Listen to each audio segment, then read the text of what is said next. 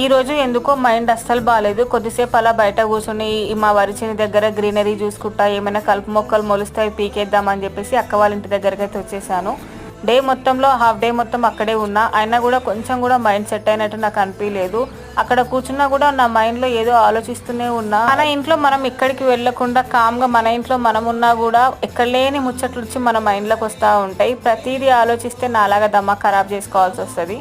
అరే నాకు ఒకటే అర్థం కాదు, జనాలకి ఏం పని పాట ఉండదు కదా, ఏమైనా పని ఉంటే ఆ పనిలో బిజీ అయిపోయి మంది ముచ్చట్లు మాట్లాడుకోరేమో, పని లేకనే ఇంటికి వచ్చి మరి మంది ముచ్చట్లు మాట్లాడుకొని అదో ముచ్చట ఇదో ముచ్చట పనికి మాల ముచ్చట చెప్తా ఉంటారు. ఈ రోజు కూడా మా ఇంటికి ఒక ఆమె వచ్చింది. వచ్చిన పని ఊక చేసుకొని ఆ యొక్క ముచ్చట ఈ యొక్క ముచ్చట ఒకటే చెప్తుంది.